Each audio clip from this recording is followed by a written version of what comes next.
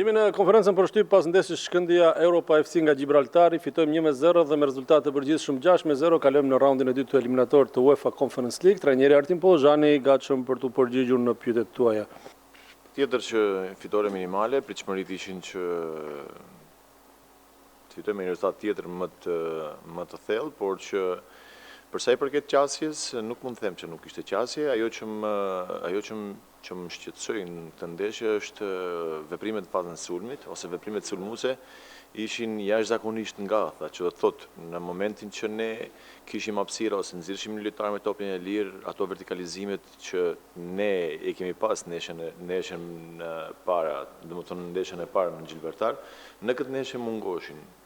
Kështu që unë mendoj që duhet punojmë ke ky aspekt, sepse patjetër që na presin ndeshje tjera më të rëndësishme, ndeshje që nuk do kemi shumë hapësira në 1/3 e sulmit, që do të thotë gjatë kësaj jave duhet me patjetër që t'i evitojmë to problematika që na ndodhen, sepse do na duhen pastaj për vazhdimsi. Gaja kishte një shqetësim brenda javës që nuk deshim të rrezikojmë, po ashtu shqetësim kishte edhe Meliqi. Nuk ndiheshte mirë ose kishte një gjendje jo të mirë shëndetësore, ishte edhe Timoski me Zeynullahun, por që ato ishin prezent në lojë.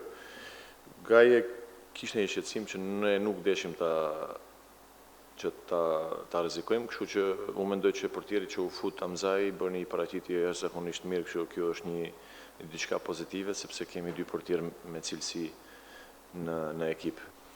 Normalisht që ne duke mos humbë vëmendjen tek ndeshja e kthimit, patjetër që kemi ndjek edhe kundërshtarën e radhës, bëhet fjalë për një kundërshtar që luaj futboll fizik edhe lu gjatë gjithë kohës me tranzicione. Kështu që unë mendoj që niveli tani rritet ke kundërshtarët dhe patjetër që duhet edhe ne të rrisim atë manovrën tonë që të kemi një rezultat pozitiv.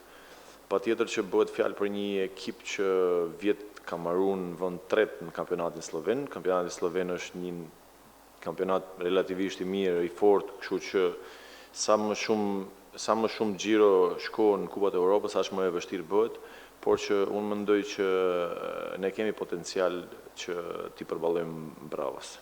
Mirë, kjo ishte tëra për këtë xhiro të parë. Kujtojmë që të njëjtën ardhshme në transfer në Ljubljanë të Slovenisë luajmë ndeshjen e raundit të dytë përballë ekipit NK Bravo. Mirupafshim në të tjera konferenca për shtyp.